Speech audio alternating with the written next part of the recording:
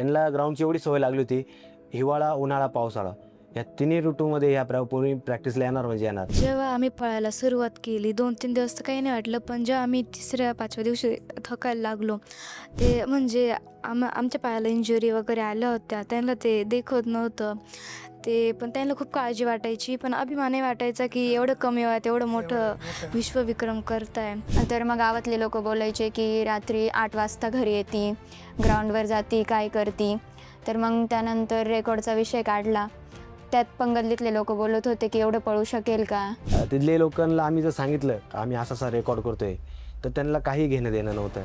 म्हणजे अक्षरशः एक ठिकाणी असा प्रसंग आला. ते माझे कष्ट कायम बघतच होते की ही रोज रात्री ग्राउंडला जाते आणि सकाळी पण मी 5 वाजता ग्राउंडला जायची आणि 7 वाजता माझा क्लास राहायचा. ते मला बोलायचे की तुझ्याकडून एवढं हँडल होईल का, तू करशील का. अभ्यास करून हां, अभ्यासाकडे पण तुझं दुर्लक्ष झालं आहे. म्हटलं नाही असं काही नाही आहे. त्या बोलल्या हा तू करू शकते. म्हटलं हो मी करणारच. तू जेव्हा घरी म्हणली की 1,500 किलोमीटर मला पळायचंय, तर मग घरचे काय म्हणले याच्यावर? ह्या गोष्टीमुळे त्यांची प्रॅक्टिस पण चांगली होती, कारण की सुट्टी कधी मारलेली नाही. ज्यावेळेस याचे 10वीचे पेपर होते, 10वीचे पेपर देऊन सुद्धा प्रॅक्टिस लिहायची. नमस्कार मित्रांनो, हॅलो गाईज, कसे आहात? मी प्रसाद तुमचं स्वागत करतो द स्पेशल कोंडमाडीच्या आपल्या एका धमाकेदार आणि नवीन एपिसोडमध्ये. तुम्हाला माहीत असेलच की वयाच्या 13व्या-14व्या वर्षी जे लहान मुलं आहेत, मुलं मुली आहेत, ते काय करतात? खेळतात, मोबाईल बघतात, गेम खेळतात किंवा फार तर फार अभ्यासाचं टेन्शन घेतात, बरोबर. सो आज आपल्या स्टुडिओवर गप्पा मारण्यासाठी अशा 3 मुली आहेत ज्यांनी त्यांच्या मेहनतीने, त्यांच्या जिद्दीने गिनीज बुक ऑफ वर्ल्ड रेकॉर्डला सुद्धा गवसणी घातली. त्यातील एक म्हणजे जिने दिल्लीचे लाल किल्ल्यावरून धावायला सुरुवात केली आणि थेट मुंबईचा गेटवे ऑफ इंडिया गाठला. म्हणजेच की 1500 किलोमीटर 14 दिवसात 15 दिवसात कापणारी तन्वी रसाळ आज आपल्यासोबत आहे. आणि दुसऱ्या ज्या 2 मैत्रिणी आहेत आज आपल्यासोबत, त्यांनी अयोध्येतील राम मंदिरापासून धावायला सुरुवात केली. ते थेट नेपाळमधील जे पशुपतीनाथ मंदिर आहे तिथे त्यांनी मजल मारली. सो तब्बल 677 अंतर त्यांनी फक्त 6 दिवसात पूर्ण केले. अशा आपल्या श्रेया आणि अदिती, म्हणजे श्रेया उगलमुगले आणि अदिती मुदगुल या आपल्यासोबत आहेत. सो आपण या तिघींसोबत आणि त्यांच्या कोच अभिजित भालेराव यांच्यासोबत खूप जास्त गमवणार आहोत की त्यांनी हा रेकॉर्ड कसा केला किंवा हा विचार कसा आला किंवा कोणत्या अडचणी फेस केल्या. सो जर तुम्ही आपल्या चॅनल नवीन असेल तर चॅनल सबस्क्राईब आणि बेल आयकॉनला प्रेस करायला विसरू नका, कारण का मी नाही म्हणतो की the best is yet to come. So enjoy the podcast, let's गो.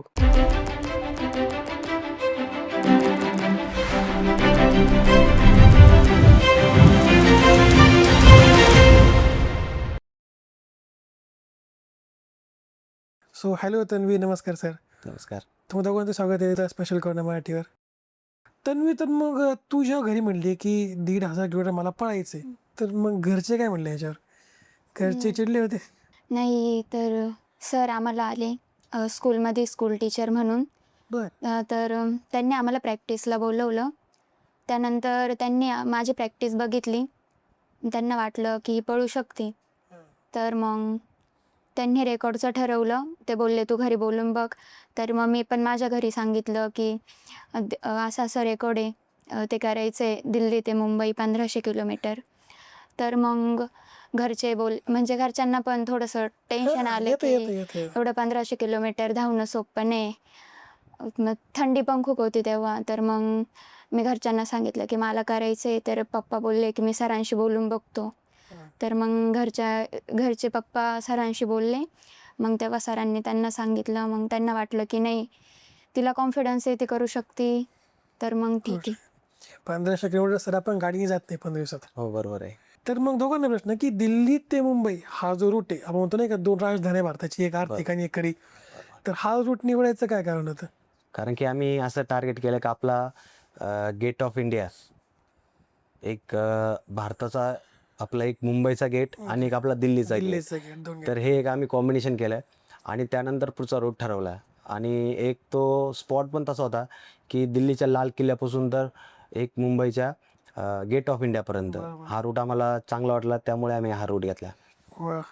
तर मग जेव्हा तू सुरुवात केली लाल किल्ल्यावरून, बरोबर ना सर? बरोबर. हां, लाल किल्ला जेव्हा तू सुरुवात केलीस तेव्हा आपण मुंबईला पोहोचू असा कॉन्फिडन्स होता काय? भीती होती स्टार्टिंगला की एवढं लांब पळायचं, कितपत जमेल, कुठपर्यंत जाऊ शकू? म्हणजे दिल्लीच्या लाल किल्ल्यापासून रनिंगला सुरुवात केली तेव्हाच मनात एक ठरवलेलं होतं स्वप्न की मुंबईपर्यंत पोचायचं आणि भारताच्या नावावर हा गिनीज वर्ल्ड रेकॉर्ड करायचा. कारण की लोकांनी मारलेले टोमणे ते डोक्यात होतं. एवढं पळणं पण सोपं नव्हतं. नाही नाही हात पाय दुखायचे, बरोबर. थंडी, हे सगळं काही डोळ्यासमोर होतं. बरं मग हा रूट कसा होता म्हणजे दिल्ली नंतर मुंबई हे कसं कसं होत गेलं, कुठं थांबत गेले कसं? खरं तर हा रूट आमचा असा होता, दिल्लीतून आम्ही रात्रीचं 12 वाजता चालू केलं, कारण की दिवसा पळणं शक्य नव्हतं. ट्रॅफिकमुळं आमचं जे टार्गेट आहे ते कम्प्लीट होणं शक्य नव्हतं. फुल ट्रॅफिक असतं त्या हो, रोडला. तर त्याच वेळेस आम्ही टार्गेट ठेवलं होतं की आपल्याला दिल्ली सोडून बाहेर जायचं आहे, कारण की ट्रॅफिकमुळं जर अटकलो असतो तर आमचा जो टायमिंग तो वाढला असता, किलोमीटर कव्हर झालं नसतं. तर आम्ही रात्री 12 वाजता चालू केलं. 12 वाजता चालू केल्यानंतर मुलींनी एवढा भारी प्रतिसाद दिला रनिंगला, तर आम्ही 10 वाजेपर्यंत सकाळी दिल्लीच्या बाहेर होतो, म्हणजे सिटीच्या बाहेर होतो. सिटीच्या बाहेर होते. मग त्यामुळं ते रात्रीचे जास्त प्रवासामुळे जाम झाले. जाम झाल्यामुळं आम्ही थोडा स्टे केला आणि थोड्या आजारी पण पडलो होत्या, तर त्याच्यामुळे थोडा स्टे केला. आणि दुसऱ्या दिवशीपासून आपला जो रुटीन होता, सकाळीच पळणं, दुपारी आराम आणि संध्याकाळी पळणं, हा रुटीन आम्ही चालू केला दररोजचा. मग आता या रोडला खूप ट्रॅफिक असते, मग ती काही चॅलेंज होते? हो, ट्रॅफिक होती, पण आम्हाला जे सरकारने जे लेटर दिलं होतं, तर त्या थ्रू आम्ही पोलीस प्रोटेक्शन घेऊन थोडं पटपट पुढं निघायचा प्रयत्न करायचो, आणि पोलिसांनी पण आम्हाला चांगला सपोर्ट केला होता त्यावेळेस. म्हणजे आज सरकारचं सुद्धा म्हणजे पत्र होतं तुमच्याकडे बरोबर? हो, सरकारी पण आम्हाला थोड्या परमिशन मिळाल्या होत्या. आमचे सिन्नर नाशिक जिल्ह्याचे खासदार राजा वाजे यांच्या थ्रू आम्हाला त्यांनी पत्र दिल्यानंतर त्यांनी आम्हाला त्याच्यात भरपूर अशा सुविधा दिल्या. टोल नाका फ्री, त्यानंतर CNGवर आम्हाला इमर्जन्सी CNG पण देत होते. त्यानंतर कुठे काही ट्रॅफिकचा विषय आला तर लेटर दाखवून आम्ही पुढं जाऊ शकतो, एवढ्या आम्हाला सुविधा दिल्या होत्या त्यांनी. दिल्या होत्या. मग रात्री स्टे वगैरे कसा होता का काय, कसं करायचं? रात्रीचा स्टे आमचा असा होता, ज्यावेळेस आपलं टार्गेट कंप्लीट झालं, आता त्यावेळेस त्यांना 95 ते 100 किलोमीटर टार्गेट राहायचं. ते कंप्लीट झाल्यानंतर आम्ही तिथं आसपास हॉटेल किंवा टेंट लावायचं. टेंट लावून आम्ही तिथं झोपून घ्यायचं. तुमच्या नाव सुद्धा वर्ल्ड रेकॉर्ड आहे, तो कोणता आहे? माझ्या नावावरती काश्मीर ते कन्याकुमारीचा आहे. हा जो वर्ल्ड रेकॉर्ड आहे, हा खरं सांगायला गेलं तर 12 वर्षानंतर आपल्या महाराष्ट्राचे नाव झालेलं आहे. याआधी हा हरियाणाच्या नावावरती होता, आणि हरियाणा राज्य हे असं आहे सर, सांगायला गेलं तर खेळामध्ये खूप पुढे आहे, वा, बरोबर. खूप पुढे आहे. आता हा जो काश्मीर ते कन्याकुमारी जो त्यांचा रेकॉर्ड होता, तो 45 दिवसाचा होता. हा, तर आपल्या भारतातून, महाराष्ट्रातून भरपूर खेळाडूंनी करायचा प्रयत्न केला, हा. पण काही त्यांनी सुविधा होत्या किंवा डॉक्टर, फिजिओ टीम, तर त्या नेल्याने कारणाने त्यांना तो रेकॉर्ड कंप्लीट करायला थोडं अवघड गेलं आणि सोडून दिला त्यांनी. तर मी या सगळ्या गोष्टीचा अभ्यास करून पूर्ण प्रोटेक्शन, आणि त्यावेळेस खरं तर असा प्रॉब्लेम झाला होता की 22 एप्रिल रोजी पहलगाम अटॅक झाला होता 2025 रोजी, आणि मला तो रेकॉर्ड 1 मे रोजी चालू करायचा होता. तर तिथं जाणं शक्य नव्हतं, कारण की श्रीनगर काश्मीरमध्ये तिथं पूर्ण रेड झोन होता. तर ते रेड झोन असल्या कारणाने मला तिथं जाणं परमिशन भेटत नव्हती. मग त्यानंतर आपले मुख्यमंत्री एकनाथ शिंदे साहेबांनी मला त्या परमिशन प्राप्त करून दिल्या, आणि पुढच्या प्रवासाला मी निघालो. तिथं गेल्यानंतर आम्ही 28 एप्रिलला तिथे पोहोचलो, का पूर्ण रेड झोन होतं, आणि त्यावेळेस आम्हाला CRPFचं प्रोटेक्शन घ्यावं लागलं होतं. नंतर 1 मे रोजी चालू करायचं होतं, पण तिथं रेड झोन असल्या कारणाने आम्हाला त्यांनी 30 एप्रिलला चालू करायला लावलं. 30 एप्रिलला चालू केल्यानंतर तिथं एक चॅलेंजिंग असं होतं का तिथे आपण सकाळी 6 ते संध्याकाळी 6 वाजेपर्यंत पोहू शकत होतो, आणि माझं टार्गेट कसं होतं, 24 तासातून 20 तास पळणे आणि 4 तास झोपणे. त्यावेळेस माझं टार्गेट हे कम्प्लीट होऊ शकलं होतं. पण तिथं जास्त दिवस गेले, माझे 2 ते 3 दिवस तिथं गेले. नंतर तिथून जम्मूमध्ये आल्यानंतर मला मागचं जे किलोमीटर होते भरून काढत होतं पुढं, ते भरून काढत माझा जो प्रवास करत MP, UP, त्यानंतर नागपूर, आणि खरं सांगायला गेलं तर आपल्या महाराष्ट्रात आल्यावर थोडा अभिमान वाटतो. आणि ज्यावेळेस नागपूरमध्ये एंट्री केल्यानंतर एकदम अभिनवास्पद वाटलं मला तिथं, आणि एक आनंद पण झाला आपल्या एरियामध्ये आलं. मग तिथून पुढं हैदराबाद, नंतर बेंगलोर, सेलिम, या मार्गे मी NH44चा रूट घेतलेला होता, तो काश्मीर ते कन्याकुमारी. तर तो प्रवास करत भरपूर असे अडथळे आले. नंतर लिगामेंटला पण प्रॉब्लेम आला भरपूर, पण आमच्याबरोबर फिजिओ टीम पण होती चांगली, तुषार डॉक्टर होते, त्यानंतर माझी दाजी पण सोबत होती दोन्ही पण, आणि व्हिडिओग्राफर पण होते. अशी आमची पूर्ण टोटल टीम करून आम्ही हा पूर्ण प्रवास कंप्लीट केला, आणि तोच रेकॉर्ड मी 45 दिवसाचा होता, तो 27 दिवस 13 तासात कंप्लीट केला. आणि तो आपल्या 27 दिवसात? हो. बापरे, इतक्या कमी वेळात कोणी केलं नसेल आता? नाही, आतापर्यंत केला नाही, पण हरियाणाचे भरपूर प्रयत्न चालू आहे. आज पण एक खेळाडू पळतोय अजून, पण माझी मेहनत सांगते मला का हा रेकॉर्ड कोणी करू शकत नाही आणि तोडू शकत नाही, कारण की माझं जो डेलीचं किलोमीटर होतं 140 ते 145 हाईस्ट लावलेली मी. माणसाची कॅपॅसिटी असते लईच लई 75 ते 80 किलोमीटर. 90. पण काही गोष्टी माझ्या डोक्यात टार्गेट होत्या. अक्षरशः मला 30 ते 35 दिवस झोप नव्हती. कारण की डोळ्यासमोर जर टार्गेट आणि आपलं स्वप्न असलं तर आपण काही पण करू बरोबर शकतो. आहे, 100%. वा, हे किती अंतर आहे काश्मीर कन्याकुमारी? 3890 किलोमीटर अंतर होतं टोटल. 30-37 दिवसामध्ये कव्हर केलं. हो, बापरे, जवळपास 140-150 kilometre per day 150 average continue. Average. तर मग तू या रेकॉर्डसाठी काय तयारी केली, त्याआधी प्रॅक्टिस केली होती कशी? याआधी आम्ही मॅरेथॉन खेळायचो. हा. त्याच्यानंतर माझी 4 वर्षाची प्रॅक्टिस होती. प्रॅक्टिस केली 4 वर्ष तू फक्त रनिंगमध्ये. मग तुम्ही कशी प्रॅक्टिस करून घेतली? आता हिच्याकडून नाही, आता श्रेया पण आहे आपल्याबरोबर आणि ती पण आहे. 4 वर्ष दिवसभराची ट्रेनिंग यांची अशी असायची, कारण की मी पण त्यांच्या शाळेत स्पोर्ट टीचर आहे. तर सकाळीच माझी प्रॅक्टिस चालायची. नंतर दुपारी शाळा झाल्यानंतर ह्या 6 वाजता ग्राउंडवरती यायच्या. ग्राउंडवरती आल्यानंतर यांना प्रॉपरली आता भरपूर मुलं येतात माझ्याकडं, असं नाही का भरपूर येतात. पण ह्याच का तर ते पण तुम्हाला सांगतो, कारण की ह्या मुलींमध्ये काहीतरी वेगळं करण्याची इच्छा होती. कारण की भरपूर मुलं येतात, थोडे दिवस करता निघून जातात, एकात्मता नसते. आणि पालकांचा पण असा विषय असतो की स्पोर्टमध्ये मुलांना जाऊन देत नाही, खरं सांगायला गेलं तर. हा एक विषय. खरं. यांना ग्राउंडची एवढी सवय लागली होती, हिवाळा, उन्हाळा, पावसाळा या तिन्ही ऋतूमध्ये ह्या पूर्वी प्रॅक्टिसला येणार म्हणजे येणार. आणि यांना ग्राउंडची एक सवय लागून गेली होती. एखाद्या व्यक्तीला सवय लागते तशी त्यांना ग्राउंडची सवय लागून गेली होती. ते पावसाळा जरी असला तरी 5 मिनटं ग्राउंडवर येणार, पाया पडणार, बसणार, थोडं पळणार आणि घरी जाणार. तर ह्या गोष्टीमुळे त्यांची प्रॅक्टिस पण चांगली होती, कारण की सुट्टी कधी मारलेली नाही. ज्यावेळेस याचे 10वीचे पेपर होते, 10वीचे पेपर देऊ सुद्धा प्रॅक्टिसला यायची, बर. असं होतं. आणि प्रॅक्टिस तर यांची नॉर्मली आपण बेसिक लेवलला घेतली होती. ज्यावेळेस रेकॉर्ड करायचा त्यावेळेस मी नंतर हार्ड वर्कआउट घेतलं. हार्ड वर्कआउट घेतल्यानंतर थोडं हिल सेक्शन, नंतर लॉंग रूट, लॉंग डिस्टन्स, 3-3 तास पळणे, 2-2 तास पळणे. ह्या प्रॅक्टिसमुळं त्यांचा माइंड किती सेट आहे. त्यांना जास्त करून मी बाहेर नव्हतो काढत, ग्राउंडच पळायला लावतो. कारण ग्राउंडवरती 400 मीटरचा सर्कल असतो, तो पळून थोडं माइंड सेट करावा लागतो. कारण की 4 राऊंड पळतो माणूस, 5 राऊंड पळतो, पण तुम्हाला दररोज गोल गोल पळायचे. तर गोल गोल पळण्यामुळे थोडं माइंडला हे होतं, सेट होत नाही. मग तो त्यांचा पहिले ग्राउंडवरती माइंड सेट केला, त्यानंतर यांना लॉंग रूटला बाहेर काढलं.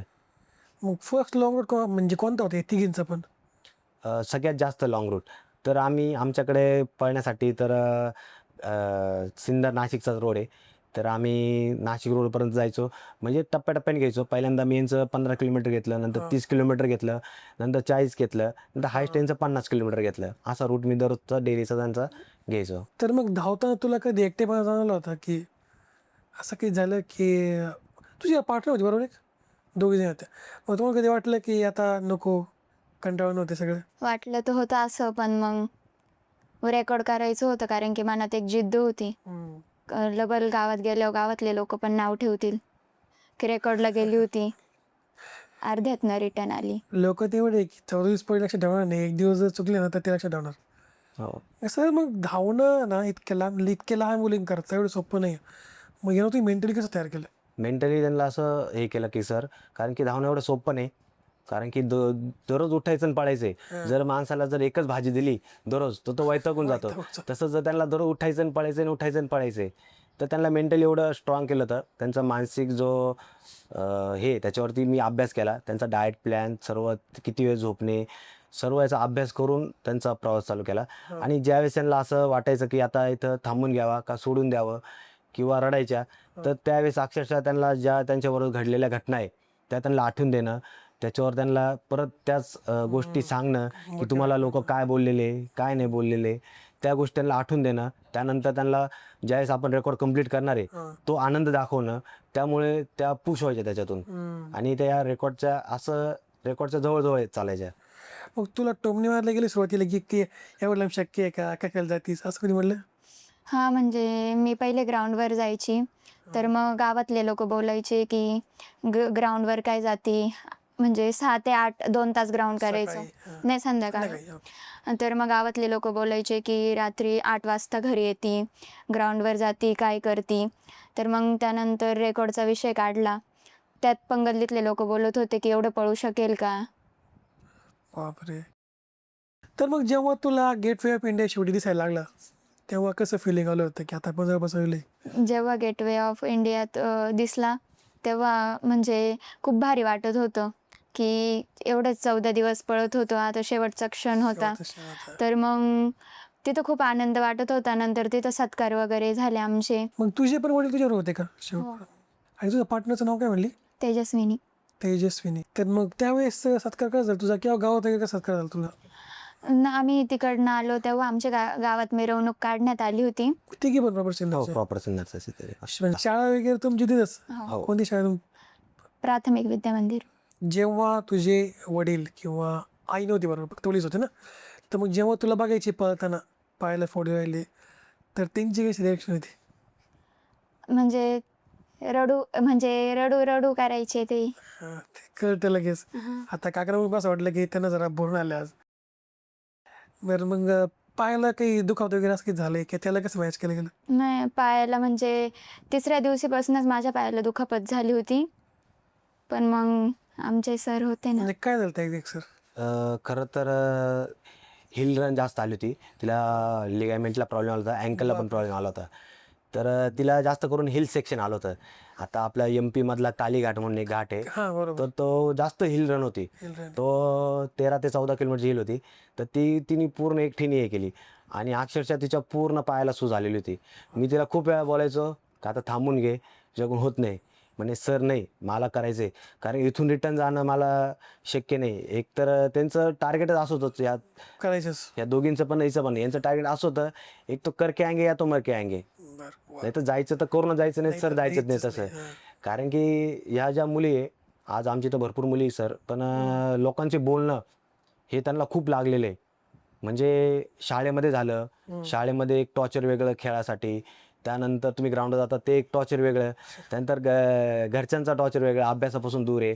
त्यानंतर गावाकडचा लोकांचं तर एक, आता ही तर झापवाडीमधून अशा गावातून येते. आता खेड्या लोकांचं कसं राहतं, खेड्यातल्या लोकांचं का थोडं मुलगी बाहेर चालली, थोडं लक्ष ठेवा. आता भरपूर लोक असे होते आणि अक्षरशः त्याच वेळेस तिने करून दाखवल्यानंतर तेच लोक तिला खांदे घेऊन नाचत होते. म्हणजे असं असतं, पहिले लोक नाव ठेवतात पण नंतर त्यांना करून दाखवल्याशिवाय त्यांना ती जाणीव कळत काही नाही. लोक नाव ठेवतात, नंतर बघतात, नंतर कौतुक करतात. हो ही अशी स्थिती. हो मग तुला घरून म्हणले की अभ्यास कर वगैरे एक जास्त, कारण तुझं 10वीचं वर्ष होतं बरोबर, कारण तू 10वीच्या वर्षीच तू पायातून निर्णय घेतलास. डिसेंबरमध्ये पळाली ना हो बरोबर, डिसेंबर रनिंग केली, कारण आणि फेब्रुवारीमध्ये पेपर होते बरोबर. हो फेब्रुवारी. कारण की विषय असा होता का आम्हाला दिवाळीत चालू करायचं होतं, पण गिनीज वर्ल्ड रेकॉर्डचं 3 महिने आधी आपल्याला अप्लाय करावं लागतं. तर त्यांचा रिप्लाय आला, पण आमची तयारी नव्हती. मग त्यांच्या घरच्यांशी बोललो मी असं असं, मग ते बोलले आपण करू डिसेंबरमध्ये. मग डिसेंबरमध्ये कसं थंडी खूप असते आणि काही काही ठिकाणी एवढी थंडी लागली का पूर्ण धुकं, अशा धुक्यांमध्ये सुद्धा ती पळत होती सकाळीच. वा. तर बरं सर, मग पहिले तुम्हालाच घेऊ ना की एक परफेक्ट रेकॉर्डिंगच्या नावावर काय नक्की तू सांगा, दोघींच्या पण, श्रेया अदितीच्या आणि तन्वीच्या पण. हा जो रेकॉर्ड आहे गिनीज वर्ल्ड रेकॉर्ड आहे. म्हणजे आत्तापर्यंत कोणी केलेलं नाही खरं सांगायला गेलं तर. हां. आणि माझं टार्गेट असं होतं की मला ज्या कमी वयात मला जे भेटलं नाही, ज्या सुविधा भेटल्या नाही, कोचेस प्रॉपर भेटले नाही, ते मला यांना द्यायचं होतं. तर मी ज्यावेळेस काश्मीर कन्याकुमारी केल्यानंतर माझा पूर्ण फोकस आमच्या मुलांवरती होता का यांनी काहीतरी करावं. यांचा जो दिल्ली ते मुंबईचा जो रुटीन होता तो न्यू वर्ल्ड रेकॉर्ड होता. म्हणजे पहिल्यांदाच कोणतरी करणार होता आणि जगात सगळ्यात कमी वयाच्या मुली म्हणून या करणार होत्या. आणि एवढ्या कमी वयात भरपूर लोक मला बोलले की एवढं करणं शक्य नाही. अजून पण बोलता का एवढं करणं शक्य नाही. आत्ताच 2 दिवसापूर्वी एक रामनाथ मेंगाळ म्हणून एक पोलीस कॉन्स्टेबल आहे, ते पण अल्ट्रा रनर करतात. तर त्यांनी मला मेसेज केला होता का ह्या मुली करू शकत नाही. तर त्यांनी मला चॅलेंज पण दिलं होतं का मुलींना माझ्यासोबत फक्त 60 किलोमीटर पळून दाखव. म्हटलं सर 60 नाही 70 ते 80 किलोमीटर मुली पळणार. तर अक्षरशः माझा कॉन्फिडन्स पाहून त्यांना थोडं हे वाटलं. तर अक्षरशः सर त्या सरांनी आत्तापर्यंत कॉल उचलला नाही. मी मुलींना तयार करून ठेवलेले, तुम्ही कधी पण सांगा मला, माझ्या मुली तयार आहे. तुम्ही म्हणशाल त्याच्यापेक्षा 10 किलोमीटर जास्तच पळणार. सरांना कॉल करा सर. तर मग जेव्हा रेकॉर्ड झालं, जेव्हा तुझ्या फायनल तुझ्या नावावर रेकॉर्ड आलं, तर मग लोकांची काय प्रतिक्रिया होत्या, घरून काय प्रतिक्रिया होत्या? रेकॉर्ड झालं त्यानंतर मिरवणूक निघाली, तर मग आमचे सिन्नरकर होते त्यांनी सगळ्यांनी आम्हाला सपोर्ट केला. त्यानंतर जे नाव ठेवणारे होते ते पण आले होते आले होते. ते आणि आता जे बोलत नव्हते ते पण बोलायला लागले. ते आम्हाला खांद्यावर घेऊन पण नाचले. वा. मी रील्स बघितलेले आहे बऱ्याच, त्याच्यामध्ये यांची सत्कार व्हायले किंवा श्रेयाचा पण, आयदीचा पण, तुझा पण. सो तर थँक्यू सो मच तन्वी. आपण परत भेटू. आता मग श्रेया त्यांना बोलू. तर श्रेया आदिती, तुमचं स्वागत आहे स्पेशल कॉर्नर मराठीवर. तर जो प्रश्न तन्वीला होता तोच प्रश्न तुम्हाला पण आहे की जेव्हा तुम्ही घरी सांगितलं की आम्हाला इतक्या लांब पळायला यायचं, तर मग घरच्यांची रिएक्शन काय होती? सगळ्यांना आश्चर्य वाटलं होतं, काळजी पण वाटली, ते टेन्शन पण आलं होतं, एवढं पळतीन का? आणि हे आउट ऑफ कंट्री होतं. आणि पण आमची मेहनत आणि आत्मविश्वास बघून त्यांनी आम्हाला सपोर्ट केला, पूर्ण पाठिंबा दिला. मग तू 7वीला आहे बरोबर? हो. मग घरचे नाही म्हणले की आता 7वीला आहेस तर अभ्यास कर? नाही, आधी पप्पा नाही म्हटले होते, पण माझी इच्छा होती की माझं पण नाव मोठं व्हावं, घरच्यांचं पण नाव मोठं व्हावं. हां, दोघींचे पप्पा इथे आहेत, त्यांना विचारू आपण मग. तुझं काय अनुभव होते? घरच्यांना आश्चर्य वाटलं, त्यांना काळजी पण वाटली होती की करेल की नाही. पण मग त्यांना माझ्या मेहनतीवर खूप विश्वास होता आणि मला 3-4 वर्ष झाले होते ग्राउंडवर जाऊन. मग सगळ्यामध्ये ना सगळ्यात जास्त काळजी आई करते, हो आई. तर मग आईची काय रिॲक्शन होती त्यावेळेस? ती पहिले नाहीच बोलली होती, एवढी एवढीच आहे अजून, काय काय करशील असं तसं. पण म्हटलं नाही, मला करायचं आहे, तुमचं पण नाव मोठं करायचं आहे आणि माझं पण स्वतःचं नाव मोठं करायचं आहे. मग ती बोलली, हा ठीक आहे, तुझी इच्छा आहे तर कर मग. मग असे किती दिवस गेले तुम्हाला आईला पटवताना? 4-5 दिवस तर गेले. मग सगळ्यांनी मदत केली ती पटवायला का तुम्ही स्वतःच दोघांनी? सरांनी पण केली. माहिती तुम्ही त्यांचे क्लास टीचर आहे म्हणजे शाळेत? हो. ओके. म्हणजे तिघींचे? हो, तिघींचे. ही दुसऱ्या स्कूलमध्ये आणि त्या आपल्या स्कूलमध्ये. ही नवजीवनला आहे आणि ती मातोश्री निर्मला गोपाल कुलकर्णी विद्या मंदिर सरजवाडीला आहे. ओके. मग तुमचा कसा काय कॉन्टॅक्ट झाला सगळ्यांचा यांचा? आता एक ठिकाणी मी ग्राउंड घेतो. खरं तर आमच्या इथं ग्राउंड मैदान तर नाहीच आहे. आमच्या इथं एक GMD कॉलेजचं ग्राउंड होतं, पण ते आता बंद केलेलं आहे. बरं. तर आमच्या इथं करपे ग्राउंड म्हणून एक आहे. तिथले जे वकील आहे त्यांनी ते मैदान मोकळं ठेवलं आहे प्रॅक्टिससाठी. तर मी करायचो प्रॅक्टिस. नंतर तन्वी यायला लागली. मग हळूहळू त्यांच्या मागं थोडे थोडे मुलं यायला लागले आणि मग त्यांची प्रॅक्टिस माझी पण करतो आणि त्यांची पण घेतो मी. असं करायला लागलो. वा. अयोध्या ते काठमांडू हा एक धार्मिक रस्ता म्हणतो आपण नाही का, की पुष्पनाथ मंदिरात जातो. तर मग हे का ठरवलं, याच्यावर काय कारण होतं? हे ठरवलं असं की कारण की इतिहास करायचा तर तो लक्षात राहिला पाहिजे. बरोबर आहे. आणि खरं सांगायला गेलं तर तो जो रूट होता तो सर्वात हार्ड रूट होता. कारण की हिल सेक्शन सर्वात जास्त हिल सेक्शन होतं. आणि त्यानंतर दुसऱ्या देशात जायचं आहे आपल्याला, त्याची माहिती नाही, तिथले रस्ते कसे, लोक कसे, नंतर जंगल रूट आहे तिथं पळायचं कसं. तर ह्या गोष्टीचा सामना करून एक काहीतरी माझ्या डोक्यात होतं का करायचं ते काहीतरी मोठं करायचं, का लोक इतिहास लक्षात ठेवतात असा काहीतरी इतिहास करायचा. आणि ते आज या मुलींनी केला. पण तुमच्याकडे बरेच मुली असतील ना, बरेच मुलं हो, मुली असतील, बरोबर. तर मग या तिघींनाच का निवडलं? बरेच मुलं येतात पण थोड्या दिवस करता निघून जाता. आता हे रेकॉर्ड झाल्यापासून मला कंटिन्यू कॉल चालू आहे का आमच्या मुलाला पण करायचा. पण मी म्हणतो या तुम्ही येऊ द्या त्यांना. आधी 2 वर्ष करा तर प्रॅक्टिस. ते काही की आता भरपूर मुलं आले, एक तर 2 दिवस आली परत निघून गेली, काही हप्ताभर येतात, काही महिनाभर येतात. सातत्य लागतं, हे रेकॉर्ड करण्याचं सातत्य लागतं. आणि ह्या मुलींचं खरं सांगायला असं होतं की काहीतरी वेगळं होतं यांच्यात. कारण की यांच्यावर काहीतरी वेगळं होतं म्हणून मी यांना निवडलं. का यांच्यात करायची एक जिद्द होती का आपल्याला काहीतरी करायचंच. ज्यावेळेस ज्यावेळेस प्रॅक्टिस घेत होतो तर मी काही दिवस असं करत होतो की यांना तुम्ही 1 तास पळत राहा आणि मी निघून जायचो साईडला. मी घरी निघून जायचो पण घरी जात नव्हतो. मी एक साईडला लपून बघत होतो की या पळता की टाइमपास करता. तर याच्यातल्या भरपूर अशा 10 ते 15 मुलं होत्या. तर त्या काय करायच्या, अंधारात जाऊन लपून राहायच्या पण राहायच्या. आणि माझं लक्ष राहायचं या तिघी चौघी जणी या पळत राहायच्या. तर त्या दृष्टिकोनाने मी यांचा भरपूर गोष्टीहून अभ्यास केला, यांचं माइंड सेट केला, काय करू शकता की नाही. मग त्यानंतर मी यांना निवडलं. वा. तर मग तुम्हाला पण तेच की भीती वाटली होती जेव्हा तुम्ही निघाल्या होत्या अयोध्येवरून? कारण काय झालं, डोंगराचे रस्ते जास्त नेपाळचे. आपण नाही का बायकिंगचे काय अनुभव ऐकतो, तर बायकिंगला पण जमत नाही लवकर जायला तिकडे. ते पण जायला थोडे घाबरतात नेपाळमध्ये किंवा त्या हिल स्टेशनमध्ये जायला. इथे जिथं तर पळायचं तुम्हाला. अयोध्यावरून धावायला सुरुवात केली तेव्हा इच्छा तर होती नेपाळपर्यंत पोहोचू आणि एक जिद्द पण होती मनामध्ये की नाही करायचंच आहे. आणि थोडीशी भीती होती कारण नवीन नवीन रस्ते होते, ह्या देशातून त्या देशात जायचं होतं आणि हिल पण खूप होती, पूर्ण पहाडी एरिया होता आणि भीती वाटायचीच की. आणि रात्रीच पण आम्ही जास्त पळलेलो आहे. आणि तिथचे लोक कसे भेटले तुम्हाला तिथले लोक नेपाळमधले? खूप वेगळे होते ते. म्हणजे कसे असं- होते? त्यांनी कसं तुम्हाला प्रोत्साहन दिलं तिथे गेल्यावर? मदत केली? नाही, एवढं नाही. कोणी मदत केली? म्हणजे ते सांगायला गेलं तर ज्यावेळेस आम्ही एंट्री केली, हां. एंट्री केल्यानंतर आम्हाला भरपूर सपोर्ट भेटला. तिथले लोक खूप छान होते. पहिल्यांदा एंट्री केल्यानंतर सोनाली बॉर्डरच्या तिथे त्यांनी फोटो काढले, हे केलं, भरपूर केलं. पण तिथे जास्त करून आम्हाला पोलिसांचा खूप सपोर्ट झाला. तिथले लोकांना आम्ही जर सांगितलं का आम्ही असा रेकॉर्ड करतोय तर त्यांना काही घेणं देणं नव्हतं. म्हणजे अक्षरशः एक ठिकाणी असा प्रसंग आला की आम्हाला आम्ही आमची जी गाडी होती त्या गाडीला फ्लॅग लावलेले होते, तर ते फ्लॅग पूर्ण काढायला लावले आम्हाला. एक थोडा वाईट वाटलं का आपण त्यांच्या पण देशाचा झेंडा लावला आणि आपल्या पण देशाचा बरोबर झेंडा आहे. लावलाय. हां. तर तिथं भरपूर त्रास दिला आम्हाला त्या गोष्टीचा आणि तिचा फ्लॅग काढायला लावला. पण आमची एक मनात जिद्द होती का आपण काहीतरी देशासाठी चांगलं करतोय. त्यामुळं आम्ही परत पुढे जाऊन ते फ्लॅग लावले. आणि हे किस्सा मी ऐकलेला आहे की नेपाळमध्ये ना एका बायकरला पण हातरा झालेला आहे की झेंडा काय लावलेला आहे. हो, भरपूर ठिकाणी करतात. हां. काही काही असं नाही का भरपूर लोक चांगले पण आहे. भरपूर लोक आणि आहेत, चांगले आहेत, पण आहेत. भेटले. पण चांगले पण काही आहेत. काही त्यांना गैरसमज आहे हां. का तुम्ही भारताचा झेंडा आमच्या देशात घेऊन येता किंवा हे करता. पण खरं सांगायला गेलं का आपल्या भारतामुळे आज नेपाळ आहे. खरं आहे. ह्या गोष्टी त्यांना कळायला पाहिजेत. त्यांना फुल सपोर्ट आहे आपला, त्याशिवाय नेपाळ हो. होऊच शकत. मी महिन्याचं कडक खून होतं, तुम्ही द्यावत होता. तर मग तुमचा दिवस कसा होता त्याच्यामध्ये सांगा ना थोडं चांगलं. सकाळी काही सुरुवात करायची, दिवस कसं चालायचा, कारण दुपारी धावणं शक्यच नाही नव्हतं शक्य. एवढे उन्हात. सकाळी पहाटे 3:30-4 वाजता सुरुवात करायचो आणि 11-11:30पर्यंत पळायचो. परत मग थोडं जेवण वगैरे करून दुपारी 1 वाजेपर्यंत पळायचो आणि 1 ते 3च्या दरम्यान खूप ऊन राहायचं. मग आम्ही रेस्ट करायचो. मग परत 3:30-4ला सुरुवात करून रात्रीचे 8-9 वाजेपर्यंत पळायचो. जेवण वगैरे करून मग लगेच पळायचो परत. थोडा ब्रेक घेऊन हां. चालायचं. कारण की बॉडी ऊन असल्यामुळे डिहायड्रेशन व्हायची.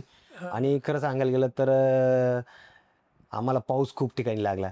ते पावसामुळे वातावरण खूप छान होतं. त्याच्यामुळे पळायला त्यांना खूप चांगलं वाटलं. उन्हाळ्यात पाऊस पडतो. उन्हाळ्यात पाऊस पडला त्यामुळे त्यांना ते बॉडी डिहायड्रेशन झाली नाही. झाली. त्यानंतर पळायला नाहीतर खूप चांगलं त्रास झालं. झाला असता जर हो, उन्हाळ्यात खूप त्रास झाला असता. झाले असते तर. मग त्यांचं डाएट प्लॅन कसं ठेवलं सर तुम्ही? डाएट प्लॅन त्यांचा असा होता की त्यांना जास्त करून लिक्विडवरती होते. लिक्विडवरती त्यांना आपण प्रोटीन देत होतो. प्रोटीन नंतर प्री वर्कआउट देत होतो. नंतर फ्रूट देत होतो. नंतर डाएटला ओट्स ॲड केलेले होते. अशा भरपूर प्रकारचे आपण त्यांना डाएटवर ठेवलं होतं. आणि भाजी पोळी तर शक्यतो बंदच होती त्यांची. दिलं तर आपण राईसवरतीच जास्त करून. आपल्याबरोबर टीम पण होती, फिजिओ टीम, डॉक्टरची टीम. तर ते आपल्याला जे सांगायचे ते आपण त्यांना द्यायचो जेवणासाठी. वा. मग या वयातले मुली शक्यतो पिझ्झा बर्गर झाला, वडापाव झाला, याच्यावर जात चालतात. मग तुम्हाला कंटाळा नाही आला सगळ्याचा की कंटिन्यू लिक्विडवर अरे काय मला खायला पाहिजे आता हो, कंटाळा तर आला होता. पण इच्छा होती पूर्ण करायची मग. जमून घ्या. आणि सर असल्यानंतर कारण की ते डाएट केलं नसतं त्यांची बॉडी चालू शकली नसती खरं सांगायला गेलं तर. आणि त्यांना ज्या प्रोटीन किंवा जे आपल्या शरीराला लागतं त्याची गरज होती तर ते आपल्याला त्या गोष्टीमधून भेटत होतं. तर आज त्यांनी पाववडा पिझ्झा बर्गर जर खाल्ला असता तर एवढं पळणं शक्यच नाही, नव्हतं. साधी पोळी भाजी पण नाही असं म्हणा. हो, पोळी भाजी पण नाही. त्यांना वाटायचं खाऊशी पण त्यांनी भरपूर गोष्टी कंट्रोल केल्या. नाही सोपं नाही, खूप लहान आहे दोघी अजून. तिघी पण खूपच लहान आहेत. तुमचा असा अनुभव आहे कधी की आता सोडून द्यावं असं वाटतंय सगळं, जसं आता कंटाळा आलाय, आता बस आता घरी जायचं, असं कधी वाटलं होतं? सोडून द्यायचा विचार तर कधी आला नाही, कारण ज्या लोकांनी आमच्यावर विश्वास ठेवला होता तो आम्हाला पूर्ण करायचा होता. आणि सोडून गेल्यावर माहीत होतं की पुढं काय होणार आहे. आणि मला खूप जणं बोलायचे की तुझ्याकडून नाही होणार नाही होणार, पण मला ते करून दाखवायचं होतं. मग सोडून द्यायचा कधी विचारच आला नाही. माझे वडील माझ्यासोबत होते, सर सोबत होते, त्यामुळे कधी विचारच नाही आला. वा. नाही, मला पण कधी विचार नाही आला की सोडून जावं असं. तन्वीला प्रश्न तोच तुम्हाला पण आहे की जेव्हा वडील तुमच्यावर होते तेव्हा ते बघायचे की तुम्ही पळताय आणि पायाला फोड आलेत, तेव्हा वडिलांना कसं वाटायचं? डोळ्यात पाणी बिनायचं त्यांचं? जेव्हा आम्ही पळायला सुरुवात केली 2-3 दिवस तर काही नाही वाटलं. पण जेव्हा आम्ही 3ऱ्या-5व्या दिवशी थकायला लागलो, ते म्हणजे आमच्या पायाला इंजुरी वगैरे आल्या होत्या. त्यांना ते देखत नव्हतं. पण त्यांना खूप काळजी वाटायची. पण अभिमानही वाटायचा की एवढं कमी वयात एवढं मोठं विश्वविक्रम करताय. आणि रस्त्यावर लोक आमचे स्वागत वगैरे करायचं, सत्कार करायचे. तेव्हा पण त्यांना खूप अभिमान वाटायचा. आणि वेळोवेळी कॉल करायचे लोक, शुभेच्छा द्यायचे. तेव्हा त्यांना भारी वाटायचं, पण काळजी पण खूप वाटायची असं. आता खूप लोक फोन करत असतील ना की तुमच्या मुलीने विश्वविक्रम केला, आम्हाला सत्कार करायचा आहे, तिला घेऊन या. आता आम्ही नाही फोन केला की बरोबर करता येतो, तुझं होत असेल ना आता कंटिन्यू. हो, तसंच. तर मग तुम्ही जेव्हा तिथे पोहोचलात, नेपाळची बॉर्डर क्रॉस केली, पशुपतीनाथ मंदिराजवळ पोहोचलात, तेव्हा काय भावना होत्या? जेव्हा आम्ही नेपाळची बॉर्डर ओलांडली आणि पशुपतीनाथ मंदिराजवळ पोचलो, तेव्हा मनात खूप आनंद, अभिमान आणि समाधानाची भावना होती की एवढा मोठा प्रवास आम्ही धावत पूर्ण केला. भारताचे तसेच महाराष्ट्राचं नाव आम्ही Guinness book of the world रेकॉर्डमध्ये नोंदवलं. एवढ्या दिवसाचा जो काही थकवा आहे तो आमचा तिथं जाऊन एका क्षणात दूर झाला. आणि शेवटी देवाचे आभार मानताना म्हटलं, हा अविस्मरणीय क्षण होता आमच्यासाठी आणि तो आयुष्यात कायम लक्षात राहील असं वाटलं. बरं प्रवासामधला आहे ना तुम्हा दोघींच्या दृष्टीने सगळ्यात अविस्मरणीय क्षण कोणता होता, आठवतंय काही? जेव्हा आम्ही पोखरामध्ये होतो, नेपाळमधील पोखरामध्ये होतो, तेव्हा तिचं रात्रीचं म्हणजे आम्ही घाट चढतच होतो, तेव्हा तिकडं पूर्ण अंधार होता, नदी वगैरे होत्या, तेव्हा मला खूप भीती वाटली होती. ते मी कधीच नाही विसरू शकत. असं डोंगराळ म्हणजे घाट खाली नदी वाहते. एवढी कधीच घाबरली नव्हती मी, तेवढी तेव्हा घाबरली होती. पण सर आणि वडील असल्यामुळे जरासं हां, तेव्हा confidence तरी आला. पण नाही, जास्तच घाबरली होती मी. ते सर मग कसं होतं की मुली शेवटी त्यांची सुरक्षा आली किंवा त्यांची सगळी हेल्थची काळजी कशी घेतली गेली? सुरक्षा म्हणजे त्यावेळेस मी कोच म्हणून नाही, तर एक त्यांची फॅमिली म्हणून एक त्यांचा हे बघत होतो, पालक म्हणून एक त्यांची जबाबदारी बघत होतो. कारण की त्यांना येणाऱ्या अडचणी, नंतर त्यांचा डेलीचा रुटीन, डाएट शेड्यूल, त्यानंतर त्यांचं पाण्याचं प्रमाण किती, पाणीचं प्रमाण किती शरीरामध्ये, नंतर बॉडी डिहायड्रेशन होऊ नको, नंतर मेडिकल, ह्या टीम सर्व आपण त्यांचा अभ्यास करून त्यांना लक्ष देतो त्यांच्यावरती. मग रात्री जेव्हा राहायचे टेंटमध्ये वगैरे कधी इश्यू नाही आला सुरक्षेचा वगैरे, कारण मुली शेवटी लहान हो, तर त्यावेळेस आम्ही असं करत होतो, त्या झोपायच्या आणि मी आणि आदितीचे पप्पा आम्ही जागा राहायचो. कारण की श्रेयाचे पप्पा गाडी चालवून पूर्ण थकायचे, त्यामुळं कसं गाडी पण आम्ही करू शकत होतो दुसरी, पण कसं ॲडजस्ट केलं पाहिजे समोरच्यांनी. तर त्यामुळं श्रेयाचे पप्पा बोलले की मी स्वतः गाडी चालवतो. अक्षरशः जो पूर्ण प्रवास केला 4-5 हजार किलोमीटरचा, सर्व त्याच्या पप्पांनी गाडी चालवत आणली. आणि मग आम्ही हे टेंटमध्ये झोपल्यानंतर आम्ही बाहेर जागा राहायचो. मग त्यानंतर परत सकाळी उठल्यानंतर परत पुढचा प्रवास चालू व्हायचा. बापरे. म्हणजे त्यांची पण तेवढीच मजा येते बरं का. हो. तुम्ही पळत ते पण जागेत राहतो. तर मग तुमच्या घरी म्हणा किंवा लोकांचे काही रिएक्शन जेव्हा तुमच्या काय ते मेडल पडणार आहे आता गिनीज बुक ऑफ वर्ल्ड रेकॉर्डचं, तेव्हा लोकांच्या प्रतिक्रिया काय होत्या? खूप लोक म्हणजे जायच्या वेळेस खूप लोकांना वाटलं की नाही करू शकत, शेवटी मुलीची जाते. आणि म्हणजे खूप लोक बोलली की नाही होणार तुझ्याकडून, करूच नाही शकत, ही एवढं कमी आहे तेवढं पळूच नाही शकत. पण नंतर जेव्हा कंप्लीट झालं तर ते जे लोक आम्हाला बोलले त्याच लोकांनी आम्हाला शाल टोपी वगैरे दिली, उचलून घेतलं. तर त्यांची पण बोलती बंदच झाली होती नंतर. आणि खूप म्हणजे त्यांना पण आनंद झाला नंतर. आणि म्हणजे सगळ्यांना आनंद झाला, सगळ्यांनी शुभेच्छा वगैरे दिल्या. आणि आता ते सगळे विचारतं की पुढचा प्रवास काय राहील वगैरे. त्यांना पण वाटतं की म्हणजे आपल्या पण मुलीचं नाव व्हावं. पण तसं होत नाही, कारण सगळे साथ सोडून देतात नंतर, म्हणजे ग्राउंड वगैरे सोडून देतात. खरं. याला कन्सिस्टन्सी पाहिजे ना, त्याशिवाय काय होणार आहे. तर मग पुढचं टार्गेट काय आहे तुमच्या दोघांचं? कसं तुम्ही सांगा, तिघीचं टार्गेट काय येईल पुढचं? तर ह्या तिघींना पुढं अल्ट्रा रनर आणि असेच नवनवीन विश्वविक्रमसाठी तयार करतोय. आता तन्वी पुढं काश्मीर ते कन्याकुमारी, वा. हा सुपिया सुपी नावाची एक व्यक्ती आहे. आता त्या कन्याकुमारी ते काराकोरम म्हणजे लेह लडाख तिथपर्यंत पळत आहे. तर माझं एक स्वप्न आहे, जो महाराष्ट्राचं नाव मी केलं आहे, तो आपल्या मुलींनी पण करावा आणि या दोन्ही रेकॉर्ड आपल्या महाराष्ट्राचं नाव असावं. आता ती काही दिवसातच काश्मीर ते कन्याकुमारीला वा. सुरुवात करणार आहे. आणि ह्या दोघींना मी अजून तयार करून अजून जे विश्वविक्रम आहे, जे दुसऱ्याच्या नावावरती, ते आपल्या महाराष्ट्राच्या आणि भारताच्या नावावरती करायचा माझा प्रयत्न चालू आहे आता. तन्वीसाठी परत आमच्या शुभेच्छा आहेत. तुम्हाला दोघींना पण फ्युचर करता. तर मग असं आलं असं ना की सर की मुली दमल्या, थांबल्या, थकल्या, रडायला लागल्या, मग त्यावेळेस तुम्ही त्यांना कसं पुश केलं? तर त्यावेळेस एक कोच म्हणून नाही तर एक मित्रासारखं त्यांच्याबरोबर राहावं लागायचं. त्यांच्या अडचणी किंवा त्यांना हसून खेळून थोड्या काही गोष्टी सांगणं, त्यानंतर त्यांना पुढचा आनंद देणं, का तुम्ही रेकॉर्ड नंतर तुम्हाला कोण काय करणार आहे, कोण कसं करणार आहे, त्या अपेक्षा दाखवणं. आणि त्या अपेक्षाचं त्यांनी नक्कीच आज सोनं केलेलं आहे. मोटिवेशन देणं. हो, मोटिवेशन देणं. त्यानंतर भरपूर आता आमच्या शाळेच्या मुख्याध्यापिका होत्या जेजूरकर मॅडम, ते टायमावर व्हिडिओ कॉल करणं, म्हणजे जे आपल्याला व्हिडिओ कॉल करून किंवा कॉल मार्फत ते आपल्याला मोटिवेशन मिळतं एक मुलीला, का तुम्ही करताय, नाही तुम्ही गेले नसते मग कोणी कॉल करत नाही, काही नाही. यामुळं मुलांना एक मोटिवेशन नाही मिळत. ज्यावेळेस सिन्नरमधून किंवा नाशिकमधून, महाराष्ट्रामधून लोक प्रेम दाखवतात, नंतर व्हिडिओला कमेंट करतात, त्यावेळेस त्यांना मी दाखवायचो का आपले लोक एवढे बघताय, कमेंट करताय. त्यानंतर आमचे विठ्ठलराजे उगले नगराध्यक्ष सिन्नरचे, त्यांनी खूप सपोर्ट केला. ते कंटिन्यू कॉल करणं, मेसेज करणं, ज्या सकाळी उठले का एक कॉल, व्हिडिओ कॉल, अभिजित त्यांची तब्येत कशी काय आहे, त्यानंतर त्यांना मोटिवेशन करणं, तुम्ही करा. तिकडून आल्यानंतर पूर्ण मिरवणूक आपल्याला एकदम जोरदार करायची, असे त्यांना हे करून त्यांनी खूप सपोर्ट केला पुढचा. तर मग तो मित्रांचे काय रिएक्शन होते जेव्हा तुम्ही परत आले तेव्हा शाळेत?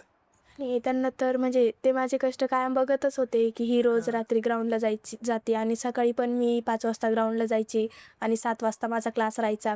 ते मला बोलायचे की तुझ्याकडून एवढं हँडल होईल का, तू करशील का? अभ्यास करून. हां, अभ्यासाकडे पण तुझं दुर्लक्ष झालं आहे. म्हटलं नाही, असं काही नाही आहे. त्या बोलल्या हा तू करू शकती. म्हटलं हो मी करणारच. मग आहे ना प्रॅक्टिसच्या काळात तुमचं शेड्यूल कसं होतं? शाळा संपवून तुम्ही कसं प्रॅक्टिस करायचं? 12 ते 5 शाळा राहायची.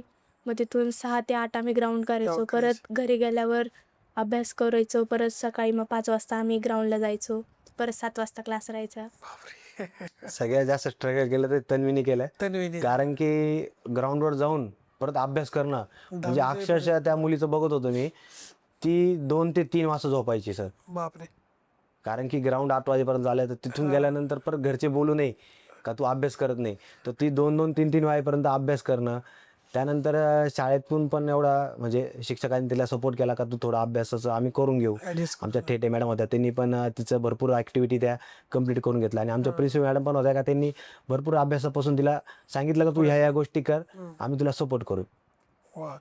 कारण 10वीचं वर्ष आणि धावायला गेली हो. दिल्ली मुंबई ही खूप अवघड गोष्ट आहे. खूप अवघड गोष्ट, कारण की तिचा सर्व परिणाम तो शिक्षणावर होता. आणि त्याचनंतर तिचे क्लासचे सर आहे एम एस घोटेकर सर, उन्नती क्लासचे. तर त्यांना मी बोललो की सर असं असं तन्वीचं आहे, तर तिचं शिक्षणावर तिचा अभ्यासावर काही फरक पडेल तर तुम्ही करून घ्या. तर त्या सरांनी पण भरपूर सपोर्ट केला. सरांनी तिला एक्स्ट्रा क्लास घेऊन मार्गदर्शन करणं, कसा पेपर सोडायचा हे देऊन तिला आज एवढे 73% पडले. हे एवढं सोपं नाही, कारण की एवढं रेकॉर्ड करणं, त्यानंतर तिकडून आल्यानंतर अभ्यास करणं, एवढं स्ट्रगल करणं एवढं सोपं एवढं नव्हतं. पडून त्यात पण शिक्षकांनी असं भरपूर सपोर्ट केला. वा. तुम्ही 7वी 9वी तू आता 10वीला गेलीस का 9वीला गेलीस? गेली. तू 8वीला गेली? नाही 7वीला गेली. गेलीस? गेली 7वीला गेली. मला वाटलं 7वी झाली तुझी. 7वीला गेली. गेली. खूपच लहान आहे दोघे. तसं मग ते म्हणले अल्ट्रा काय म्हटलं मग? Ultra run. अल्ट्रा हे काय म्हणजे अल्ट्रा? अल्ट्रा म्हणजे लॉंग डिस्टन्स असतं सर. यात 50 किलोमीटर, 90 किलोमीटर, 120 किलोमीटर, 200 किलोमीटर नंतर ह्या रेस असतात. ह्या रेस जास्त करून साधारण आउट ऑफ कंट्री असतं जास्त करून. नेपाळला पण आता 10 तारखेला एक नेपाळला झाली अल्ट्रा रनरची. त्यानंतर अमेरिकेला, ऑस्ट्रेलियाला अशा भरपूर मोठमोठ्या रेस असतात त्या. बर. ओके. तर मग मेच्या उन्हाळ्यात हे पाळलेलं आहे. तसं बघा म्हणलं ना की पावसाळा थोडाफार पाऊस लागले होतो, त्यानंतर डेज पाळून आली. पण तरी डिहायड्रेशन होऊन न देता तुम्ही यांना कसं काय मॅनेज केलं? कारण की ऊन जर जास्त लागलं तर आम्ही थांबून घ्यायचो. कारण की सकाळीच लवकर प्रवास करतो आम्ही. जेवढं लवकर करता येईल तेवढा तुम्हाला टार्गेट लवकरात लवकर कव्हर होईल. आणि उन्हात पळणं एवढं शक्य नाही, नाही. कारण डिहायड्रेशन झाल्यानंतर त्यांना भरपूर प्रकारची इंजुरी किंवा त्रास होणार होते. त्यामुळं आम्ही ते थोडं दुपारचा रेस्ट करायचा ठरवलं होतं. आणि रात्री त्या कधी कधी 12-1 वाजेपर्यंत सुद्धा पडायच्या. असं म्हणजे ते कव्हर करायचा प्रयत्न चालू होता आमचा. मग रात्री सगळ्यात अनुभव आहे का की थोडा वाईट अनुभव असं काय आहे? वाईट अनुभव असाच होता. तन्वीच्या वेळेस पण होता, तो कालीघाट म्हणून होता एक. तो एवढा ज्यावेळेस आम्ही कालीघाटाच्या मागं होतो तर तिथल्या लोकांनी सांगितलं की तुम्ही तिथे जाऊ नका. कारण की मी सुद्धा त्या घाटातून पळालेलो आहे अक्षरशः, काश्मीर कन्याकुमारीचे. तर त्या घाटामध्ये मला त्याच भरपूर असे प्राणी असतात ते दिसतात. तर तसं तिला पण त्यांनी सांगितलं का जाऊ नका. पण तरी पण आम्ही तो प्रवास केला आणि सक्सेस झाला तो पुढे आमचा. तुम्ही रात्री त्या कालीघाटातून गेलात हो, रात्री त्या कालीघाटात. जिथं नाही का वन डे जंगल एरिया पूर्ण तो. जंगल एरिया. हो. तिथे भीती आली शेवटी. हो, भीती पण. कारण की गाडीत बसून आम्हाला भीती वाटायची, पण ती एकटी पळायची. एकटी पळणार आहे. हो, कारण की गाडी जरी मागं असली तरी पण पळायचं एकट्याला आहे, ती एक भीतीच वाटते. नाही बरोबर आहे. हो. एक जर समोर आला वागतं काय करायचं? हो, ते पण. आणि ग्वालियरमध्ये पण पूर्ण अंधारात कारण आम्हाला ट्रॅक करत होते कंटिन्यू. तर त्यांची जे टीम होती तर ती टीम आम्हाला ग्वालियरमध्ये आमच्या मागे होती. तर त्यावेळेस अक्षरशः पूर्ण अंधार, म्हणजे गाडी नव्हतीच, फक्त आमची गाडी दिसायची आणि बाकीची गाडीच दिसत, एवढा सुनसान रस्ता होता. बापरे. त्या ठिकाणी सुद्धा त्या तन्वीने पूर्ण केलं हे रोड. आणि यांचं पण असं होतं का घाट एरिया पूर्ण एकदम शांत वातावरण होतं. जसं आपलं सकाळी वातावरण असतं तसं तिकडं दुपारचं पण तिकडं तसं क्लायमेट असतं, एकदम शांत वातावरण असतं. तर रात्रीचं ते पळताना पण अंधार, घाट, त्यानंतर रस्ते खराब, तरी पण त्यांनी कम्प्लीट केलं ते. वा. सर तर मग तुम्हाला एक सल्ला द्यायचा असेल तर पालकांना किंवा आजकालच्या जेनझीला, आता ही जेनझीच पकडू आपण, हो. त्यांना काय सल्ला रे? आजकालचे मुलं खरं सांगायला गेलं तर मोबाईल, इंस्टाग्राम, स्नॅपचॅट याच्या मागे लागलेले आहे. पण खरं हो, पण खरं सांगायला गेलं तर ही खरं पालकांची चुकी आहे. जर पालकांनी जर त्यांना हे दिलं नाही किंवा ग्राउंडवरती त्यांना सांगितलं तुम्ही प्रॅक्टिस करा मैदान. आजकालची मुलं तुम्हाला गल्लीत खेळताना पण दिसणार नाही. नाही सर. पहिलेचे मुलं क्रिकेट खेळ, फुटबॉल खेळ, भरपूर गोष्टी खेळायचे. आम्ही दिवस हो. पडलेलो होतो. तर आत्ताचे मुलं ते करते नाही. माझं म्हणणं एवढंच आहे का स्वप्न मोठं पहा ते नक्की पूर्ण होतं. आणि पालकांना एक खरं संदेश देण्याचं कारण आहे माझं, कारण की आज जर तुम्ही मुलांना घडवलं तर मुलं खरं सांगायला गेलं स्ट्रॉंग पण होता, माइंडनी पण स्ट्रॉंग होता. आणि आजकालचे मुलं डिप्रेशनमध्ये जातात खरं सांगायला गेलं तर. तर जो खेळाडू असतो तो कधी डिप्रेशनमध्ये जात नाही, कारण की त्याची मेहनत ही शून्यातून असते. बरोबर. त्याला माहिती आहे आपण पडलो तरी आपण शून्यातून प्रॅक्टिस करू शकतो. तर पालकांनी खरं तर मुलांना स्पोर्टमध्ये सहभाग दिला पाहिजेत. आजकाल आपल्या ऑलिम्पिक होता, ऑलिम्पिकमध्ये आपला भारत सगळ्यात खाली आहे, खरं सांगायला गेलं खरंय, तर. सगळ्यात सगळ्यात वळले खाली. आपण, हा. तर आपण त्यावेळेस अपेक्षा करतो. आपल्या इथं फक्त कबड्डी आणि क्रिकेट याला जास्त मान दिला जातो. तर तुम्ही आपला राष्ट्रीय खेळ हॉकी सुद्धा एवढा मुलांना माहिती नाही. कारण की आपल्या असं करून मुलं लहान असले त्यांच्या हातात बॅट दिली तर त्यांना बरोबर, पुढचे बरोबर, खेळ बरोबर. कळतीच नाही, असा विषय. आणि पालकांनी जर त्यांना सपोर्ट केला तर नक्कीच मुलं इतिहास घडू शकतात. आणि स्पोर्टमध्ये करिअर खूप आहे, खूप करिअर आहे. आजकालच्या पालकांनी खूप आहे. मुलांवर एवढा प्रेशर दिला अभ्यासाचा, का मुलगा शाळेतून आला का क्लासवरून आला का झोपला का परत सकाळी उठला का क्लास. म्हणजे क्लासमध्ये एवढं बिझी करून ठेवलंय. स्कॉलरशिप झाले, एनटीए झाले, असे भरपूर प्रकारचे क्लासेस लावून ठेवलेले. पण खरं सांगायला गेलं तर आज तन्वी आहे किंवा ह्या दोघी यांना आज याच्या पुढचं शिक्षण पूर्ण फ्री आहे. जेवढं तुम्ही स्कॉलरशिपला जरी एवढा दिवस तुम्ही अभ्यास करून जर तुम्हाला भेटत नाही, तुम्ही तिथं फी भरताय तरी तुम्हाला त्या गोष्टी भेटत नाही, ह्या तुम्हाला स्पोर्टमधून भेटू शकतात. भेटू शकतात. त्यानंतर स्पॉन्सरशिप, चांगले चांगले स्पॉन्सर. त्यानंतर आता आम्ही काल पंचवटी कॉलेजमध्ये गेलो होतो तन्वीचं ॲडमिशन घेण्यासाठी. तर तिथं पूर्ण खर्च त्यांनी फ्री केला. काय लागेल ते आम्ही सर्व करू, फक्त पेपर लिहायचं. वा. म्हणजे एवढा सपोर्ट स्पोर्टमध्ये होतो. होतं. पण पालक काय म्हणतात का स्पोर्टमध्ये काहीच नाही. तर स्पोर्टमध्ये खूप काही आहे. फक्त तुम्ही मुलांना पाठवा आणि त्यांच्याकडून करून घ्यायची एक हे ठेवा. ते असतं ना की पालक काय म्हणतात की स्पोर्ट्समध्ये कॉम्पिटिशन जास्त आहे, हो जायला नको. पण इकडे विचार का नाही, BCP सुद्धा किती कॉम्पिटिशन आहे. हो. पण सर जर तुम्ही स्टेट नॅशनल खेळले तर तुम्हाला सरकारी जॉब लगेच आहे, स्पोर्टवाल्यांना लगेच आहे. MPSC जरी करायला गेले त्याचं तुम्हाला सवलत आहे. सवलत. तर अजून काय लागतं तुम्हाला. जर मुलगा जर स्पोर्ट्स कोटा वेगळा असतो ना, स्पोर्ट कोटा वेगळा असतो त्याचा. स्पोर्ट कोट्यातून पहिले यांना घेता, नंतर कास्टवाले घेतात. नंतर असं आहे. तेवढी सुविधा भेटते स्पोर्टवाल्यांना, नोकरी पण लवकर भेटते आणि सर्व गोष्टी फॅसिलिटी लवकर भेटून जाते. तर मग या तिघींच्या प्रवासामध्ये आहे ना, प्रत्येक मुलाने काय शिकलं पाहिजे. ह्या महाराष्ट्रातल्या तिन्ही मुलींकडून मुलींनी एक शिकलं पाहिजेत की स्वप्न मोठं बघा, त्यासाठी अहोरात्र प्रॅक्टिस करा आणि फोनपासून दूर राहा. कारण की इंस्टाग्राम, फेसबुक या बघण्यापेक्षा तुम्ही ग्राउंडवरती मेहनत करा. मेहनत करून तुम्ही घाम गाळा. त्या घामातून नक्कीच एक विश्वविक्रम आणि इतिहास घडेल. वा.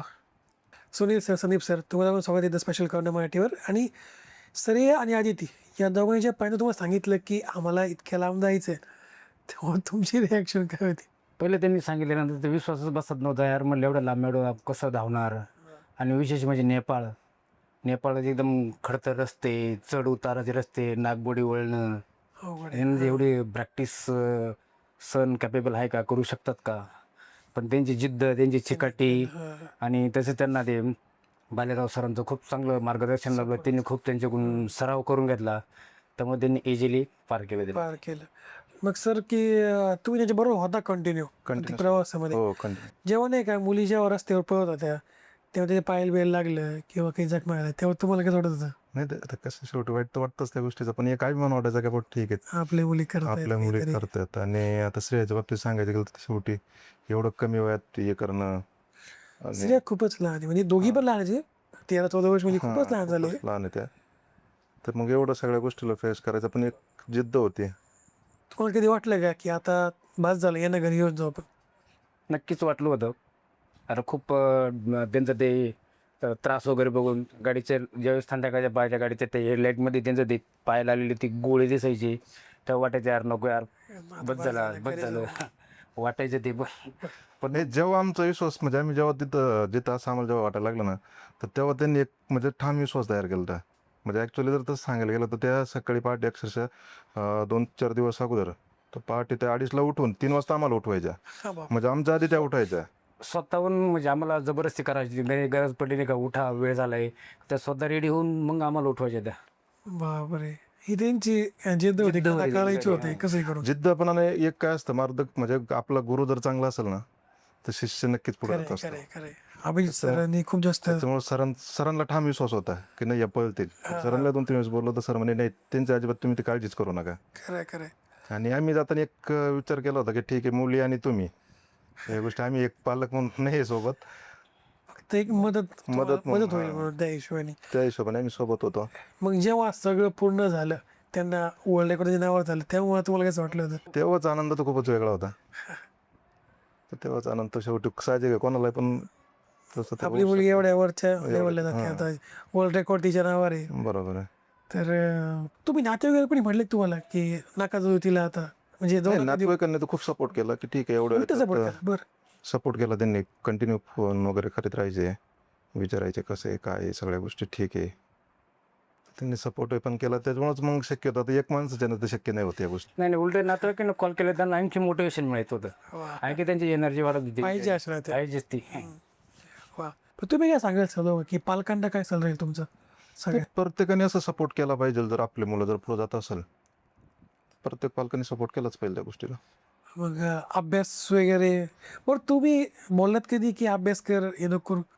नाही नाही, हे नाही बोललो त्यांना कधी का अभ्यास नको करू, याच्याकडे जास्त लक्ष नको देऊ, तुला जे योग्य ते कर. ठीक आहे. आणि त्यांना तर पहिल्यापासून ओळखत होतो भालेराव सरांना, त्यांच्या हाताखाली शिकती मुलगी आपली मुली, तर तू उलटा आम्हाला अभिमान वाटला. टेन्शन नव्हतं काही. हा, टेन्शन नव्हतं आम्हाला काही. वा. So thank you so much sir, तुम्ही दोघे इथं आलात आणि तुम्हा सगळ्यांचं अभिनंदन की इतका मोठा रेकॉर्ड तुमच्या आता घरी आहे थोडक्यात. Thank you sir, thank you Shreya, thank you Aditi, thank you Tanvi. So आमच्याकडून एक स्पेशल आठवण मिळतो तुमच्याकरता. सो थँक्यू सो मच चौघांचे, पण तुम्ही इथं आलात आणि आमच्याकडून छोटी आठवण मिळतो तुमच्याकरता. एक छोटीशी आठवण मिळतो आमच्याकडून, प्लीज सर. कुठं घ्या पण नंतर, काय अडचण नाही, फक्त घ्या. धन्यवाद. Thank you so much. आपले सगळ्यात दैवत आहे ना. हो, दैवत आहे. Thank you so much. धन्यवाद. धन्यवाद. So that's it for today guys. जर तुमची स्टोरी, तुमची गोष्ट इन्स्पिरेशनल असेल किंवा तुमचं कोणतं स्टार्टअप असेल किंवा तुम्हाला कोणत्या विषयामध्ये सखोल ज्ञान असेल, तर तुम्ही मला या खालच्या नंबरवर व्हॉट्सअप करू शकता किंवा कॉल करू शकता किंवा ईमेलवर मेल करू शकता. आणि जर तुम्हाला पॉडकास्ट आवडला असेल तर मला कमेंट करून नक्की सांगा. आणि पॉडकास्टला लाईक करा आणि चॅनलला सबस्क्राईब करा आणि बेल आयकॉनला प्रेस करायला विसरू नका. कारण काय मी नाही म्हणतो की the best is to come. So भेटूया एका नवीन एपिसोडमध्ये, एक नवीन गेस्ट सोबत. तोपर्यंत see have good and bye.